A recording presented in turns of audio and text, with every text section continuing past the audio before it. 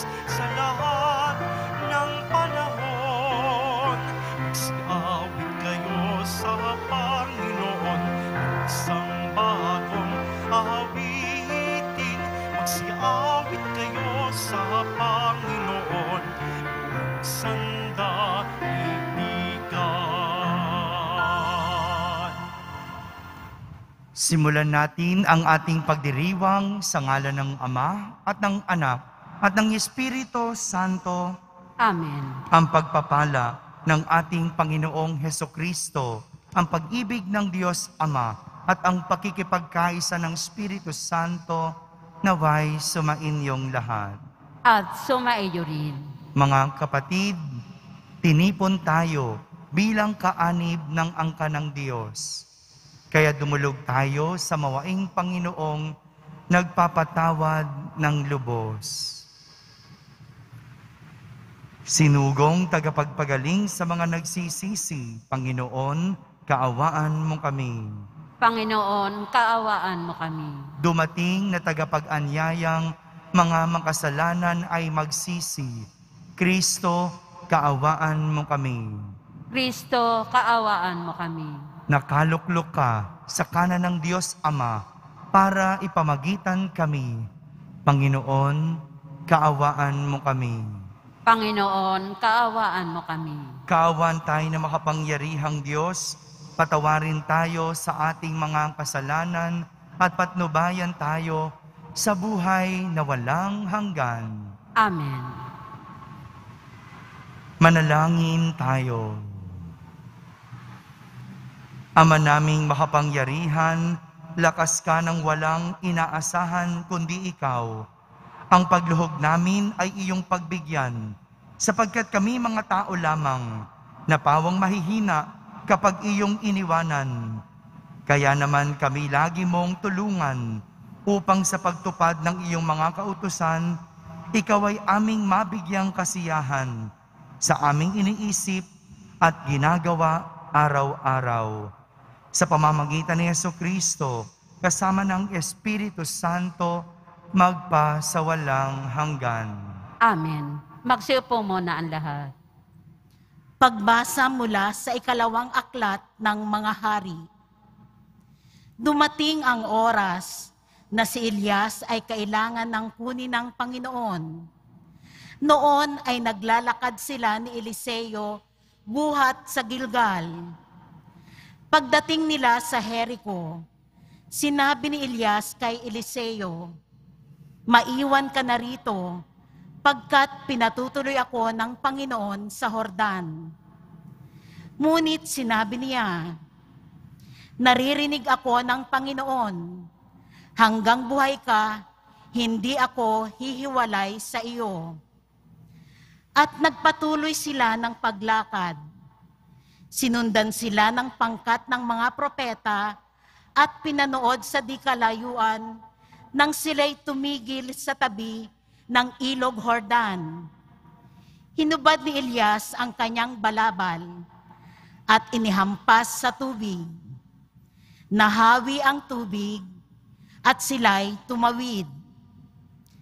Pagkatawid nila, sinabi ni Elias, "Sabihin mo sa akin kung ano ang ibig mong gawin ko para sa iyo bago ako kunin." Sumagot si Eliseo, "Ipinakikiusap kong ipamana ninyo sa akin ang 2 bahagi ng inyong kapangyarihan." Sinabi ni Elias, "Mabigat ang hinihingi mo. Gayunman, pag nakita mo akong kinuha, mangyayari ang kahilingan mo. Pag hindi, hindi mo makakamit ang hinihingi mo." Patuloy silang nag-uusap habang naglalakad. Walang ano-ano'y pumagitna sa kanila, ang isang karwaheng apoy na hila ng mga kabayong apoy. Nagkahiwalay sila at si Elias ay iniakyat sa langit sa pamamagitan ng ipo-ipo. Ito'y kitang-kita ni Eliseo, kaya't napasigaw siya, "Ama ko, Ama ko, lakas at pag-asa ng Israel. At nawala sa paningin niya si Elias. Sa tindi ng kalungkutan, pinunit ni Eliseo ang kanyang damit mula itaas hanggang sa laylayan. Dinampot niya ang nalaglag na balabal ni Elias at nagbalik sa gilid ng ilog Jordan. Hinawakan niya sa isang dulo ang balabal at inihampas sa tubig, sabay sabi, "Nasaan ang Panginoon, ang Diyos ni Elias?" Nahawi ang tubig at siya'y tumawid. Ang salita ng Diyos. Salamat sa Diyos. Magpakatatag ang tanang may tiwala sa may kapal. Magpakatatag ang tanang may tiwala sa may kapal. Poon ang pagpapala mo'y iyong ilaan sa mga anak mong may takot na taglay. Kagilagilalas malasin ninuman ang pagkalinga mo sa mga hinirang na nangagtiwala sa iyong pagmamahal. Magpakatatag ang tanang may tiwala sa may kapal. Iyong kinalinga at iningatan mo laban sa adhika ng masamang tao. Dinala sa ligtas na dakong kublihan upang dihamakin ng mga kaaway. Magpakatatag ang tanang may tiwala sa may kapal. Mahalin ang poon ng mga hinirang, ng lahat ng tapat na mga nilalang. Ang tapat sa kanya ay iniingatan, ngunit ang palalo'y pinarurusahan. Magpakatatag ang tanang may tiwala sa may kapal. Magsitayo po ang lahat.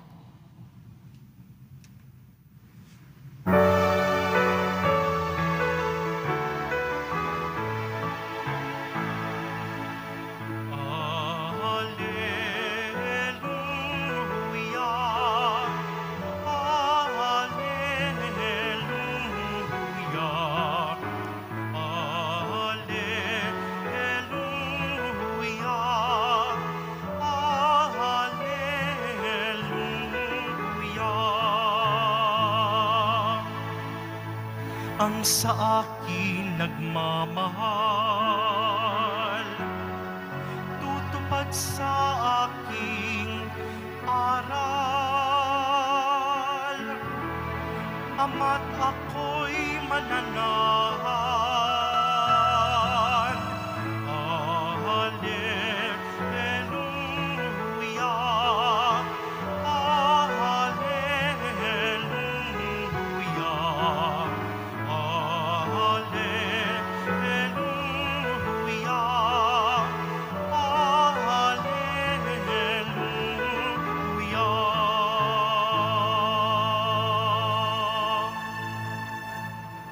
Sumainyo ang Panginoon. At sumaiyo rin. Ang mabuting balita ng Panginoon ayon kay San Mateo. Papuri sa iyo, Panginoon.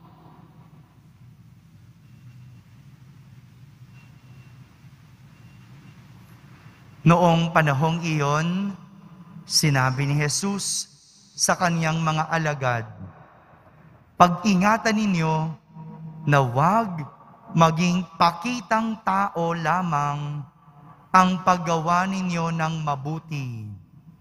Kapag ganyan ang ginawa ninyo, wala kayong matatamong gantimpala buhat sa inyong amang nasa langit.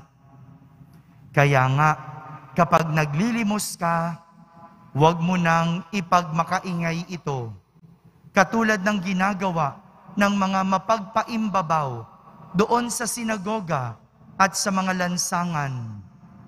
Ginagawa nila ito upang purihin sila ng mga tao. Sinasabi ko sa inyo, tinanggap na nila ang kanilang gantimpala. Ngunit kung naglilimos ka, huwag mo nang ipaalam ito kahit sa iyong pinakamatalik na kaibigan, upang malihim ang iyong paglilimos. At gagantihan ka ng iyong amang nakakakita ng kabutihang ginagawa mo ng lihim. At kapag nananalangin kayo, huwag kayong tumulad sa mga mapagpaimbabaw. Mahilig silang manalangin ng patayo sa mga sinagoga at sa mga panulukang daan upang makita ng mga tao. Sinasabi ko sa inyo, tinanggap na nila ang kanilang gantimpala. Ngunit kapag mananalangin ka, pumasok ka sa iyong silid at isara mo ang pinto. Saka ka manalangin sa iyong amang hindi mo nakikita at gagantihan ka ng iyong amang nakakakita ng kabutihang ginagawa mo ng lihim. Kapag nag-aayuno kayo, huwag kayong magmukhang malungkot tulad ng mapagpaimbabaw. Hindi sila nag-aayos upang malaman ng mga tao na sila'y nag-aayuno. Sinasabi ko sa inyo, tinanggap na nila ang kanilang gantimpala. Kapag ikaw ay nag-aayuno, mag-ayos ka ng buhok at maghilamos upang huwag mapansin ng mga tao na nag-aayuno ka. Ang iyong amang hindi mo nakikita, ang siya lamang makakaalam nito. Siya na nakakakita ng kabutihang ginagawa mo ng lihim, ang gaganti sa iyo. Mga kapatid, ang mabuting balita ng Panginoon. Pinupuri ka namin, Panginoong Heso Kristo. Magsiupo mo na ang lahat. Isang magandang umaga po sa inyong lahat. Kung mayroong isang realidad ang pinapakita ni Jesus sa kanyang mga alagad tungkol sa pagiging pakitang tao, ito po ang realidad na nakikita ng Diyos kung ano ang tunay na totoo. Sa mga pakitang tao, nakikita ng Diyos kung ano ang tunay na totoo. Kaya nga po, paulit-ulit na sinasabi ni Jesus, gagantihan kayo ng inyong amang nakakakita ng kabutihang ginagawa ninyo ng lihim. Malinaw po, anuman ang pinapakita sa mga tao o sa panlabas na hindi naman totoo o walang katotohanan, nalalaman ng Diyos kung ano ang nasa loob at totoo. Kaya nga, kahit ang isang kabutihan na ginagawa ng lihim o walang nakakaalam, kayang makita ng Diyos at bibigyan pa ng ganti. Kaya nga, pinag-iingat ni Jesus ang kanyang mga alagad. Ang sabi ni Jesus, huwag maging pakitang tao lamang ang paggawa ninyo ng mabuti.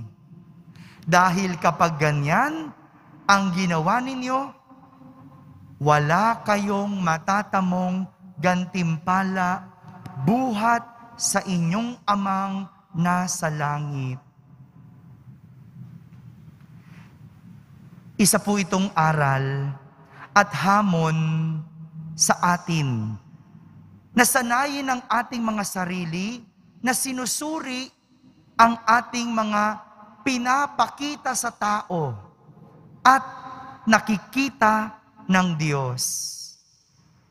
Sila ba'y magkatugma o magkaiba? Minsan kasi, iba yung pinapakita sa tao sa nakikita ng Diyos. Hindi po dapat magkaiba iyon. Dapat tugma kung anong ginagawa sa labas, siyang laman ng loob. Kung anong nakikita ng tao, siya rin dapat nakikita ng Diyos. Dahil kung ito ay magkaiba, malamang hindi ito totoo. Kung pinapakita mo, mabait ka, pero sa loob mo, gusto mo lang sumikat o magpapansin, wala itong katotohanan. Ito ay isang kasalanan. Kung pinapakita mo na ikaw ay tumutulong sa tao, pero sa loob mo, sa lihim, ikaw ay nagnanakaw, walang kabutihan doon. Dahil kasamaan pa rin iyon. Ito yung gustong ituro sa atin. Naway ang nakikita sa panlabas, parehas sa kung ano ang nasa loob. Ang nakikita ng mga tao, parehas sa kung ano ang nakikita ng Diyos. Sapagkat ang katotohanan, parehas na nakikita sa panlabas na kaanyuan at laman ng kalooban. Kaya nga po, ang ugaling pakitang tao lamang, mas pinagtutuunan kung ano ang sasabihin ng ibang tao. Kese hodang kasinungalingan ito. Pero, ang nakikita ng Diyos ay kung ano ang laman ng kalooban. Kese hodang wala itong katotohanan. Kaya, tandaan, hindi natin kaya ang Diyos ay paglihiman. Amen. Magsitayo po ang lahat.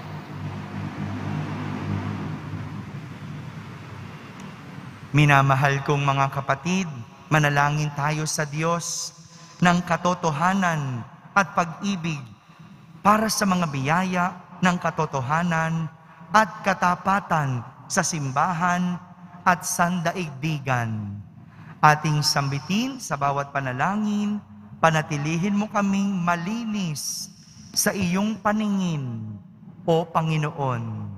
Panatilihin mo kaming malinis sa iyong paningin, O Panginoon. Ang simbahan naway isaloob ang gawain at misyon ng pagpapanibago upang malinaw na maunawaan ng lahat si Kristo. Manalangin tayo. Panatilihin mo kaming malinis sa iyong paningin, O Panginoon. Ang mga pari at mga relihiyuso naway maging mga masisgasig na tagapagpahayag ng Ebanghelyo sa pamamagitan ng pagsaksi sa kanilang sariling buhay. Manalangin tayo. Panatilihin mo kaming malinis sa iyong paningin, O Panginoon. Ang mga lingkod pang mamamayan at komunidad naway maging tapat at hindi makasarili sa kanilang gawain ng paghahatid ng katarungan, karangalan at pagkakaisa sa mga taong kanilang pinaglilingkuran. Manalangin tayo. Panatilihin mo kaming malinis sa iyong paningin, O Panginoon. Ang mga may sakit at mga nabibigatan sa buhay, naway makita ang di karaniwang pag-ibig at pagkalinga ng Diyos sa pamamagitan ng kanilang mga kapamilyang nag-aalala sa kanilang kapakanan. Manalangin tayo. Panatilihin mo kaming malinis sa iyong paningin, O Panginoon. Ang mga yumao naway masiyahan sa walang hanggang kapayapaan ng Diyos. Manalangin tayo. Panatilihin mo kaming malinis sa iyong paningin, O Panginoon. Sa katahimikan, ating ilapit sa Diyos ang ating mga pansariling kahilingan.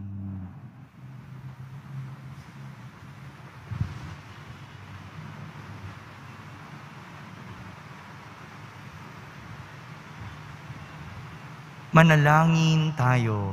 Panatilihin mo kaming malinis sa iyong paningin, O Panginoon. Ama naming Diyos, tulungan mo kaming ibigin at paglingkuran ka sa diwa ng katotohanan sa pamamagitan ni Jesus na aming daan patungo sa iyo. Hinihiling namin ito sa pamamagitan ni Kristo na aming Panginoon. Amen. Magsiupo muna ang lahat.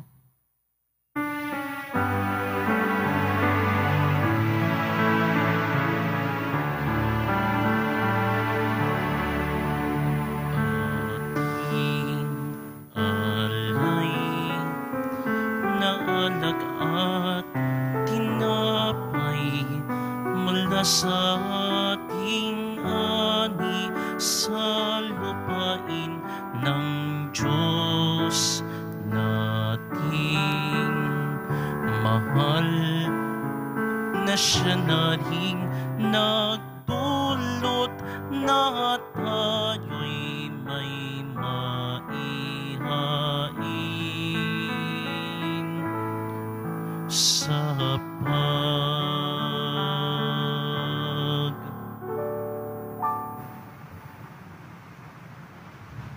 Magsitayo po ang lahat.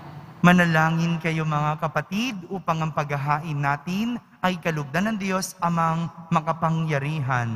Tanggapin nawa ng Panginoon itong paghahain sa iyong mga kamay, sa kapurihan niya at karangalan, sa ating kapakinabangan at sa buong sambayanan niyang banal. Ama naming lumikha, kami ginawa mong may angking katauhan na dapat pakainin at pangalagaan at iyong dinudulutan ng banal na pakikinabang. Ipagkaloob mong kami huwag magkulang sa mga iniukol mo sa aming kapakanan. Sa pamamagitan ni Jesucristo, kasama ng Espiritu Santo, magpa sa walang hanggan. Amen. Sumainyo ang Panginoon. At sumaiyo rin. Itaas sa Diyos ang inyong puso at diwa. Itinaas na namin sa Panginoon. Pasalamatan natin ang Panginoong ating Diyos. Marapat na siya ay pasalamatan. Ama naming makapangyarihan, tunay ngang marapat na ikaw ay aming pasalamatan.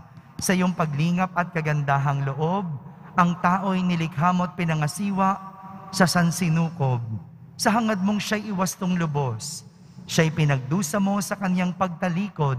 Sa iyong paggiliw ay iyong ipinahintulot na makabalik siya sa pamamagitan ni Kristo Jesus. Kaya kaysa ng mga anghel na nagsisiawit ng papuri sa iyo ng walang humpay sa kalangitan, kami nagbubunyi sa iyong kadakilaan.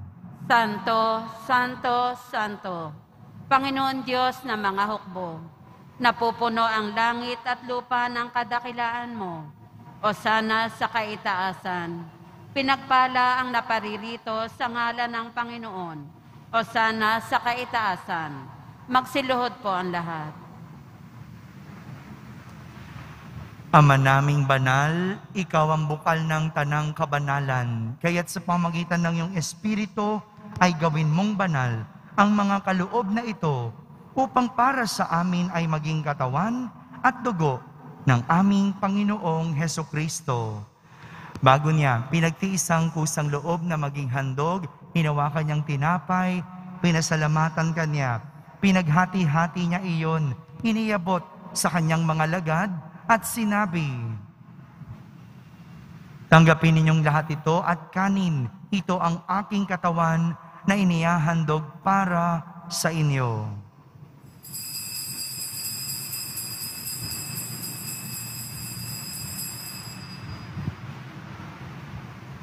Gayon din naman, nung matapos ang hapunan, hinawakan niyang kalis, muli kanyang pinasalamatan.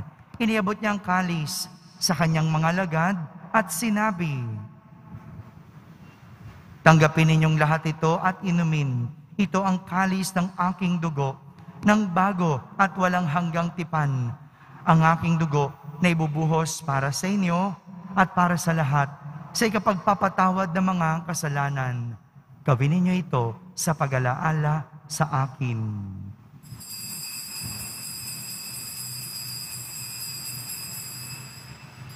Magsitayo po ang lahat. Ipagbunyi natin ang misteryo ng pananampalataya. Si Kristo'y namatay, si Kristo'y nabuhay, si Kristo'y babalik sa wakas ng panahon. Ama, ginagawa namin ngayon ang pag-alaala sa pagkamatay at muling pagkabuhay ng iyong anak, kaya't inaalay namin sa iyo ang tinapay na nagbibigay buhay at ang kalis na nagkakaloob ng kaligtasan. Kami nagpapasalamat dahil kami iyong minarapat na tumayo sa harap mo para maglingkod sa iyo.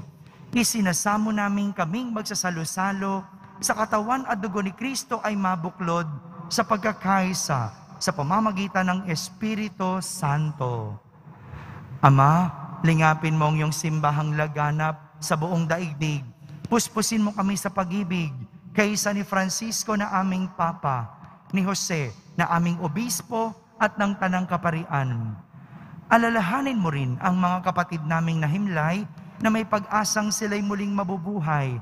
Gayon din ang lahat ng mga pumanaw. Kaawan mo sila at patuloyin sa iyong kaliwanagan. Kaawan mo at pagindapating kaming lahat na makasalo sa iyong buhay na walang wakas. Kaisa na mahal na Birheng Maria, na ina ng Diyos, ng kabiyak ng puso niyang si San Jose, kaisa ng mga apostol at ng lahat ng mga banal na namuhay dito sa daigdig ng kalugod-lugod sa iyo. May pagdiwang nawa namin ang pagpupuri sa kararangal mo sa pamamagitan ng iyong anak na aming Panginoong Heso Kristo. Sa pamamagitan ni Kristo, kasama niya at sa Kanya, ang lahat ng parangal at papuri ay sa iyo, Diyos Amang makapangyarihan, kasama ng Espiritu Santo, magpasawalang hanggan. Amen. Sa tagubilin ng mga nakahagaling na utos at turo ni Jesus na Panginoon natin at Diyos, ipahayag natin ng lakas loob. Ama namin, sumasalangit ka. Sambahin ang ngalan mo, mapasa amin ang kaharian mo. Sundin ang loob mo dito sa lupa para nan sa langit. Bigyan mo kami ngayon ng aming kakanin sa araw-araw at patawarin mo kami sa aming mga sala para ng pagpapatawad namin sa nagkakasala sa amin. At huwag mo kaming ipahintulot sa tukso at iadya mo kami sa lahat ng masama. Hinihiling namin kami iadya sa lahat ng masama, pagkalooban ng kapayapaan araw-araw, iligtas sa kasalanan at ilayo sa lahat ng kapahamakan. Samantalang aming pinananabikan ang dakilang araw ng pagpapahayag ng tagapagligtas naming si Heso Kristo. Sapagkat iyo ang kaharian at ang kapangyarihan at ang kapurihan magpakailanman. Amen. Panginoong Heso Kristo, sinabi mo sa iyong mga apostol, kapayapaan ang iniiwan ko sa inyo, ang aking kapayapaan ang ibinibigay ko sa inyo. Tunghayan mo ang aming pananampalataya at huwag ang aming pagkakasala. Pagkalooban mo kami ng kapayapaan at pagkakaisa ayon sa iyong kalooban, kasama ng Espiritu Santo, magpasawalang hanggan. Amen. Ang kapayapaan ng Panginoon ay laging sumainyo. At sumaiyo rin. Magbigayin kayo ng kapayapaan sa isa't isa. Kapayapaan po para sa lahat. Kordero ng Diyos na nag-aalis ng mga kasalanan ng sanlibutan, maawa ka sa amin. Kordero ng Diyos na nag-aalis ng mga kasalanan ng sanlibutan, maawa ka sa amin. Kordero ng Diyos na nag-aalis ng mga kasalanan ng sanlibutan, pagkaloob mo sa amin ang kapayapaan. Magsiluhod po ang lahat.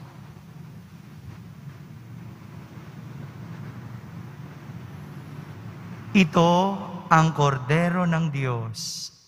Itong nag-aalis ng mga kasalanan ng sanlibutan.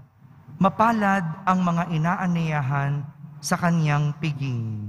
Panginoon, hindi ako karapat-dapat na magpatuloy sa iyo, ngunit sa isang salita mo lamang ay gagaling na ako. Ang katawan ni Kristo. Amen.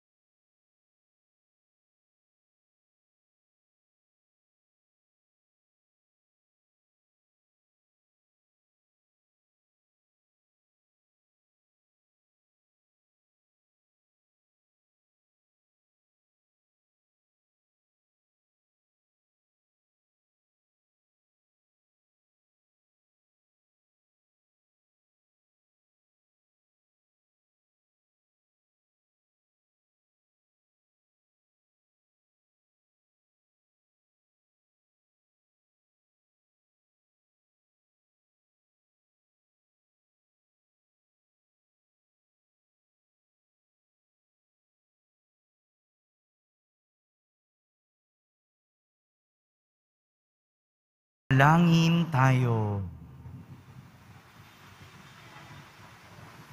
Ama naming mapagmahal, ang pinagsaluhan naming banal na pakikinabang na nagpahiwatig ng iyong pakikiisa sa tanang naritong nakikipagdiwang ay magdulot nawa ng pagkakaisa sa iyong sambayanan sa pamamagitan ni Jesucristo kasama ng Espiritu Santo magpa sa walang hanggan. Amen. Sumainyo ang Panginoon. At sumaiyo rin. Pagbabasbas ng Poong Yesus Nazareno. Mahal na Poong Yesus Nazareno, inihayag mo sa pamamagitan ng krus ang walang maliw na pag-ibig ng Diyos sa sangkatauhan. Pakinggan mo ang kahilingan ng iyong angkan na nagsusumamo sa iyo. Makamtanawan nila ang inyong katugunan at tanggapin ang kasagutan na may utang na loob na tinatanaw. Basbasan din po ninyo ang lahat na may karamdaman at nahihirapan sa pamamagitan ng bendisyon na ito, naway maalala nila ang mga pangako nila noon sa binyag na ikaw ang kanilang iibigin at paglilingkuran bilang Panginoon magpa sa walang hanggan. Amen. At pagpalain kayo ng makapangyarihang Diyos, Ama, Anak, at Espiritu Santo. Amen. Tapos na po ang ating pagdiriwang, humaiking taglay ang pag-ibig at kapayapaan ng Poong Jesus Nazareno. Salamat sa Diyos.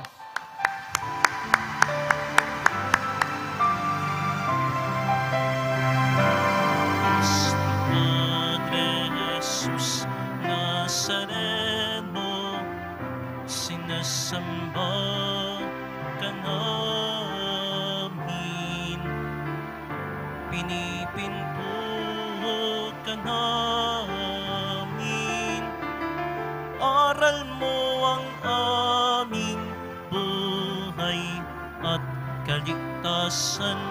Nuestro Padre Jesus Nazareno, iligtas mo kami sa kasalanan.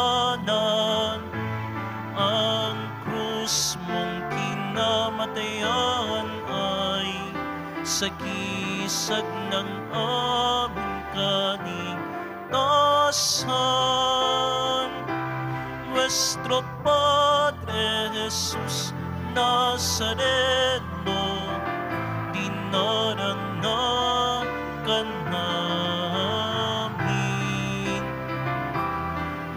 Nuestro Padre Jesus Nazareno, ninulwalhati ka namin. Nuestro Padre Jesus Nazareno, dinarangan ka namin. Nuestro Padre Jesus Nazareno, ninulwalhati